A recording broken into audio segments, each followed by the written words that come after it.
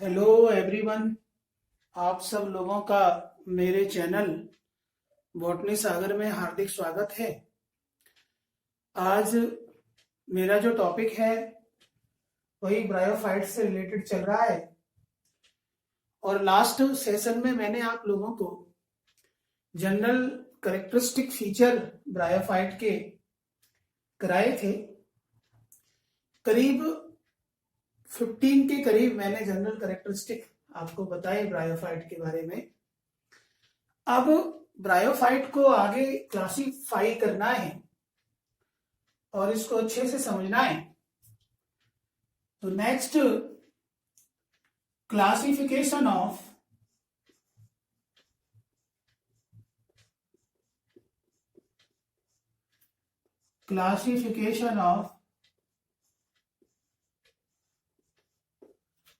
Bryophytes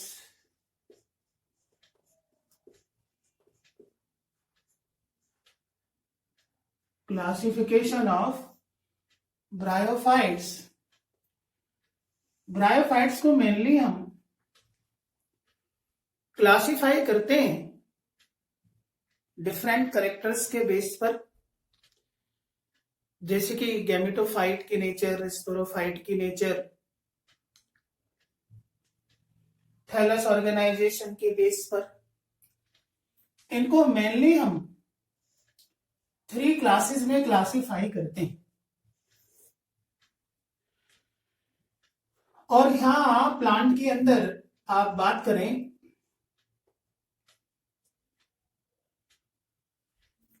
तो एक suffix opsida यहां पे यूज होता है। जब टेक्सोनोमिक कैटेगरी में क्लास की बात करते हैं प्लांट्स की, तो वहां पर ऑप्सिडा एक सफिक्स यूज होता है, क्योंकि ये 3 क्लासेस में यहां पे डिवाइड किया जा रहा है। और वो 3 क्लासेस हैं हेपेटिक ऑप्सिडा, दूसरी क्लास है एंथोसिरोप्सिडा और थर्ड क्लास है ब्रायोप्सिडा। इन 3 क्लासों को आपको पढ़ना है। First hepatic opsida,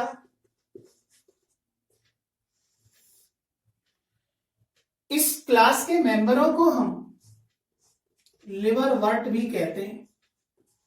लिवरवर्ट्स। अब लिवरवर्ट्स क्यों कह रहे हैं?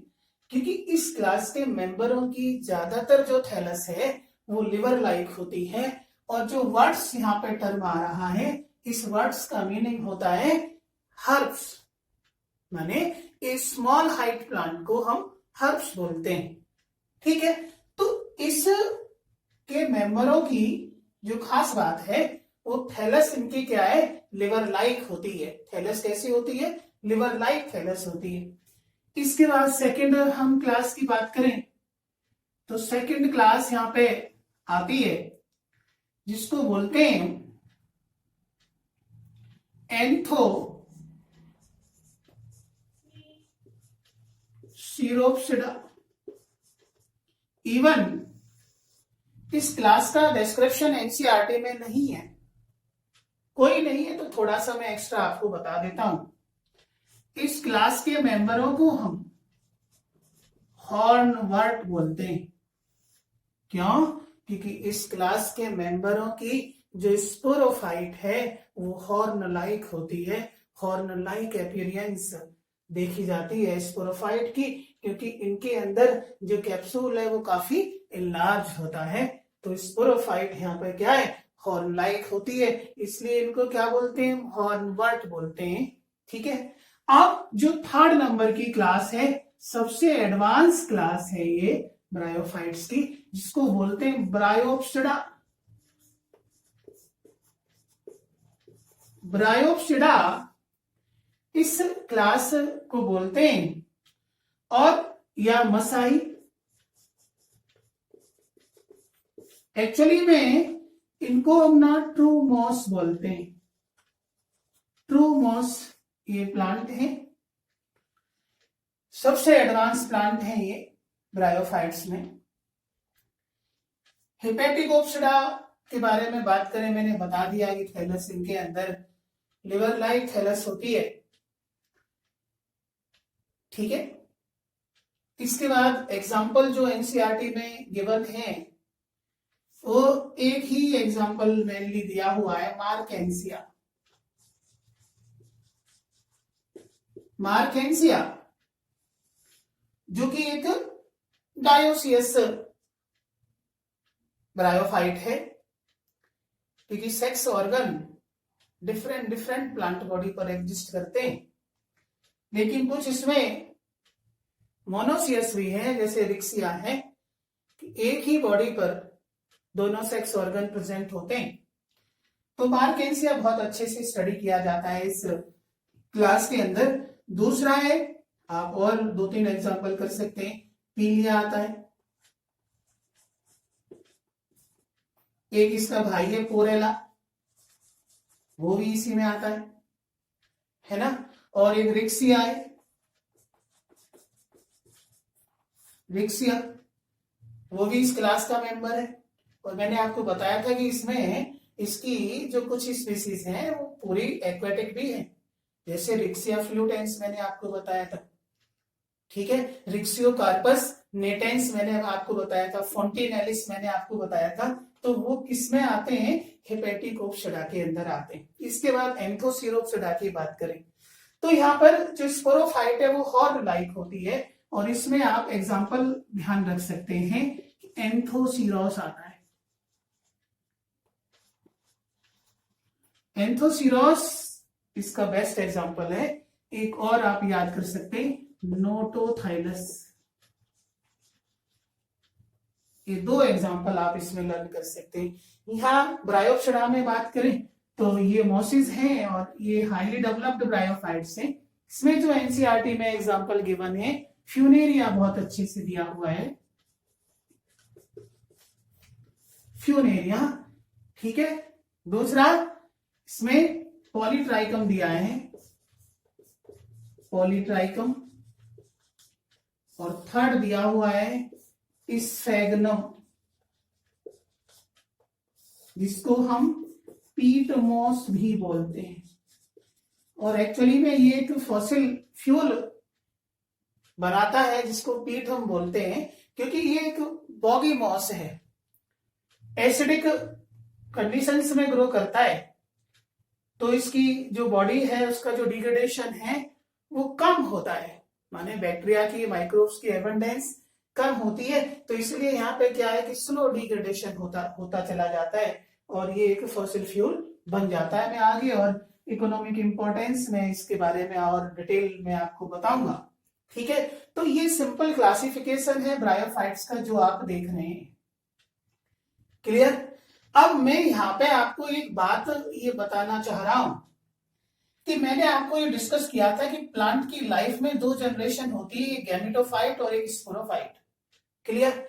और गैमेटोफाइट के बारे में मैंने आपको ये डिस्कस किया था कि गैमेटोफाइट प्लांट्स की वो जनरेशन है जो ऑलवेज गैमीट प्रोड्यूस करती है और ऑलवेज हैप्लॉइड होती है। गैमीट प्रोड्यूस करती है और ऑलवेज क्या है, हैप्लॉइड होती है। तो यहां पर हम यदि बात करें, ठीक है, ओवरऑल यदि प्लांट किंगडम में बात करें, हम एल्गी से लेकर के एंजियोस्पर्म तक डिस्कस करें, तो गैमेटोफाइट जो सबसे अच्छे डेवलप होती है वो कहां होती है, इन्हीं मेंबरों में। मोसिस की जो गैमेटोफाइट है वो वेल डेवलप्ड होती है।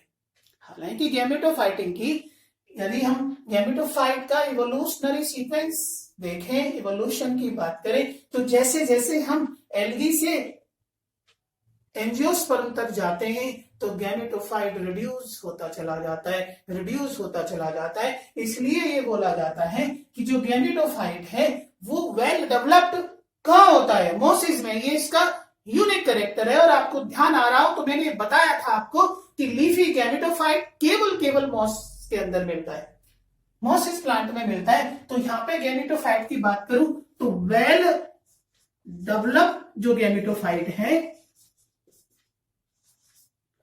वो मोसिस में मिलती है। किसमें, मोसिस में। वेल डेवलप्ड गैमेटोफाइट है ना। और रिड्यूस्ड जो गैमेटोफाइट है, रिड्यूस्ड गैमेटोफाइट वो देखने को कहां मिलती है? रिड्यूस्ड गैमेटोफाइट एंजियोस्पर्म के अंदर। ठीक है, तो जैसे जैसे इवोल्यूशन होता गया है गैमेटोफाइट का रिडक्शन होता चला गया है। ठीक है, लेकिन इसके अपोजिट यदि स्पोरोफाइट की बात में करूं तो स्पोरोफाइट डेवलप होता चला गया है। जैसे जैसे हम एल्गी से आगे की तरफ मूव करते हैं, ब्रायोफाइट्स में जाते हैं, टेडोफाइट्स में जाते हैं, जिम्नोस्पर्म में जाते हैं, एंजियोस्पर्म में जाते हैं, तो जो स्पोरोफाइट है ये डेवलप होता गया है। यही इवोल्यूशन है। क्लियर? तो अब यहाँ पे मैं स्पोरोफाइट की और बात करूं तो स्पोरोफाइट के बारे में मैंने डिस्कस किया था कि स्पोरोफाइट प्लांट की वो जनरेशन है जो ऑलवेज क्या है? डिप्लॉयड होती है, ऑलवेज डिप्लॉयड होती है और स्पोर्स बनाती है।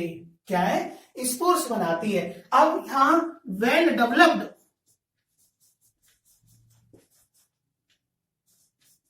जो स्पोरोफाइट है वो किन में देखने को मिलती है? एंजियोस्पर्म में। किन में देखने को मिलती है? एंजियोस्पर्म में। और रिड्यूस्ड स्पोरोफाइट किसमें देखने को मिलती है? रिड्यूस्ड स्पोरोफाइट, ठीक है, किसमें? थैलोफाइट्स में देखने को मिलेगी। किसमें मिलेगी? थैलोफाइट्स में। और थैलोफाइट्स में यहां एल्गी को हम प्लेस करते हैं। ठीक है, ब्रायोफाइट्स को प्लेस करते हैं, लेकिन मोस्ट रिड्यूस्ड जो थैलोफाइट है वो, जो मोस्ट रिड्यूस्ड स्पोरोफाइट है वो थैलोफाइटा ग्रुप में ही देखने को मिलती है। क्योंकि यहां पर जो स्पोरोफाइट एग्जिस्ट करती है वो ओनली ए शॉर्ट स्टेज तक ही सीमित रह जाती है। That short stage in their life cycle is known as zygote. ठीक है, तो केवल जाइगोट तक सीमित हो जाती है। और आपको पता हो कि zygote is the first cell of sporophyte. ठीक है, तो जाइगोट क्या है? स्पोरोफाइट की फर्स्ट सेल है। तो इस तरीके से ये इवोल्यूशनरी सीक्वेंस आप पूरे प्लांट किंगडम में देखेंगे। जो बच्चे 11th में उन्हें थोड़ा सा यहाँ पे पता लग रहा होगा, ठीक है, लेकिन जब वो पूरा चैप्टर रीड करेंगे अच्छे से तो उनके भी समझ में आ जाएगा। लेकिन जो 12th एपियर्ड हैं, 12th पास आउट स्टूडेंट हैं, उनको बहुत अच्छे से ये बात समझ आ रही होगी। ठीक है, अब यहाँ स्पोरोफाइट की मैं बात करूं तो हेपेटिकोप्सिडा के मेंबरों में जो स्पोरोफाइट सबसे सिंपलेक्स्ट वो रिक्सिया में देखने को मिलती है। क्यों सिंपलेक्स्ट क्यों है? क्योंकि यहाँ पर स्पोरोफाइट में केवल कैप्सूल पार्ट होता है, फुट और सीटा कंप्लीटली क्या है? एब्सेंट होते हैं। जबकि वेल डेवलप्ड जो स्पोरोफाइट है, ब्रायोफाइट की बात करूं तो मोसिस में देखने को मिलती है। और वेल डेवलप्ड स्पोरोफाइट के लिए मैंने एक टर्म यूज की थी, दैट इज द स्पोरोगोनियम, है ना। And where it is differentiated into 3 parts, that is foot, seta and capsule. Clear? बात आपकी समझ में आ रही है ना? तो इस तरीके से ये इसका इनका क्या है? इवोल्यूशनरी सीक्वेंस है गैमेटोफाइट और स्पोरोफाइट का। अब आगे आगे चलते जाते हैं, ठीक है। तो जो स्पोरोफाइट है आप देख रहे हैं वेल डेवलप्ड होती जा रही है और गैमेटोफाइट रिड्यूस होती जा रही है। तो यही प्लांट की 2 जनरेशन मेन है। ठीक है, तो इनको बहुत ध्यान से लेना है। और नेक्स्ट में अब 1 बाय 1 इन तीनों क्लासों के कैरेक्टरिस्टिक फीचर को बताऊंगा, थैलस ऑर्गेनाइजेशन के बारे में बताऊंगा, ठीक है, सेक्स ऑर्गन की जो पोजीशन है उसके बारे में डिस्कस करूंगा 1 बाय 1 तीनों क्लासों के बारे में। तो आप पढ़ते रहें। और आपसे मुझे ये भी कहना है कि आप लोग इस टाइम थोड़ा सा ना टाइमली मोबाइल का यूज करें, ज्यादा आप मोबाइल ना देखें क्योंकि आंखों पे बहुत एक असर पड़ रहा है। तो एक टाइम बनाए कि हमें कुछ स्पेसिफिक टॉपिक देखने हैं, क्योंकि मैं भी ज्यादा बड़ी वीडियो नहीं बना रहा हूँ, बिल्कुल स्मॉल क्लिप्स में आपको दे रहा हूँ। ठीक है, और आप पूरी तरीके से आंखों को रेस्ट दें क्योंकि इसका एक यही साइड इफेक्ट है ऑनलाइन का कि यहाँ आंखों पे ज्यादा जोर पड़ता है। ठीक है, तो आप पढ़ते रहें बहुत अच्छे से।